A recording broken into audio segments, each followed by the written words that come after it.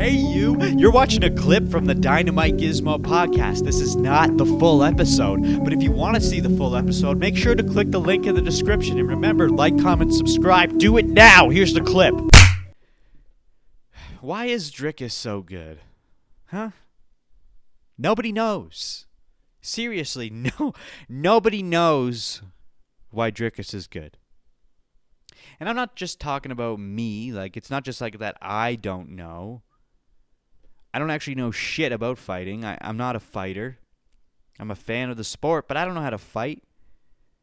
But I'm talking like real fighters. Guys like Tom Aspinall, Demetrius Johnson, Michael Venom Page. They've all spoke on this very recently. And many other fighters. And they all have the same sentiment. Dricus might be the best shit fighter in the UFC. And that's a quote from Israel Adesanya. Why? Because he's sloppy, he's awkward, and he's unpredictable, and somehow he always gets the job done.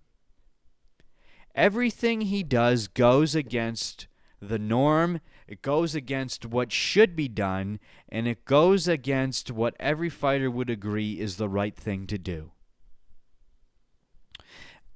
Against what you'd expect from any pro fighter to train for. And on the surface, he looks like a fucking amateur. And for years, people have discredited him. It was always, yeah, he's winning now, but it won't last. He won't make it far in the UFC. And look what he's done. Here we are. He kept winning. He won the title. He defended it, and then he defended it again. And now, he's going for yet another title defense. And like Khamzat, he is undefeated in the UFC. His overall record is 23-2-0. He's 9-0 in the UFC, and he debuted the same year as Khamzat in 2020. He has earned himself 3 Performance of the Night bonuses, 3 Fight of the Night bonuses, and he has big wins. I'm going to puke. And he has big wins over Sean Strickland twice, Israel Adesanya, Robert Whittaker, Derek Brunson, and Darren Till. And let's just talk about his size for a second. Dricus is a massive middleweight. He's said himself that he walks around anywhere between 225 to 230 pounds. That's 40 to 45 pounds above the 185-pound weight limit that he fights at. Which means he's dropping about 45 pounds every fight. This guy could fight at light heavyweight and even heavyweight if he wanted to. And there's a real possibility that we see that someday. Now, Khamzat has been the one going on about chasing the 3-division title dream. But if anyone is actually built for that, it's Dricus. If he gets past Khamzat this Saturday, this fight is one of the biggest fights of the year. It might be the biggest.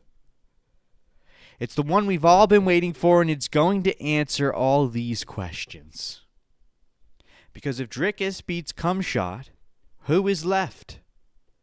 If Khamzat can't take him out, who can? The only 2 names I can think of are Anthony Hernandez, riding off an 8-fight win streak, just mopped the floor with Roman Dolidze this past weekend, and RDR, Reinier de Ridder, a huge middleweight with an awkward, unpredictable style that could actually match Dricus's chaos. That's the thing with Dricus. Everyone else fights proper.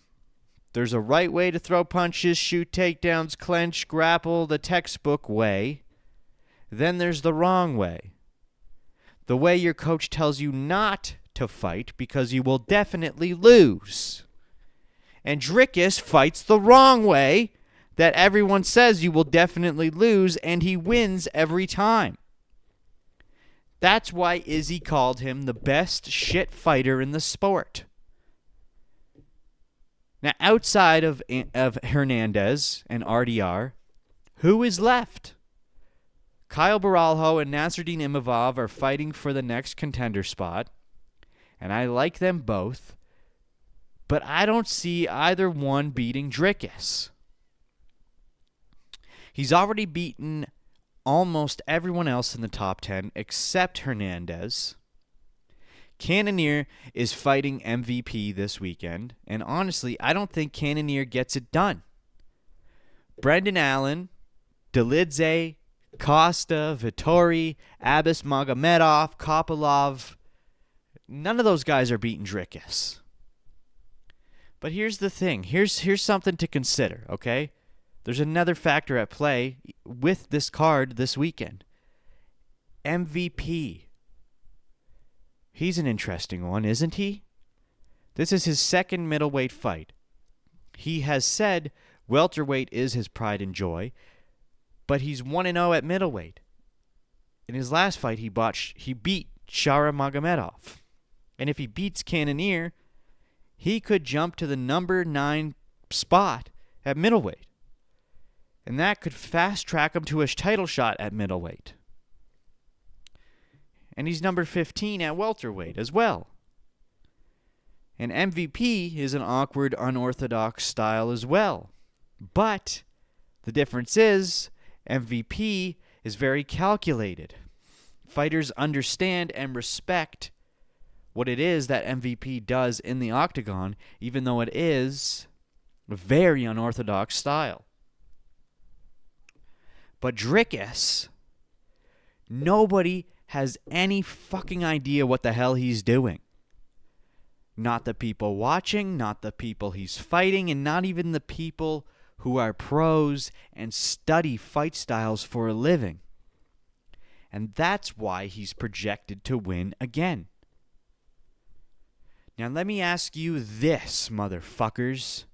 If Dricus gets past Khamzat this weekend, who do you think has the best chance of beating him next?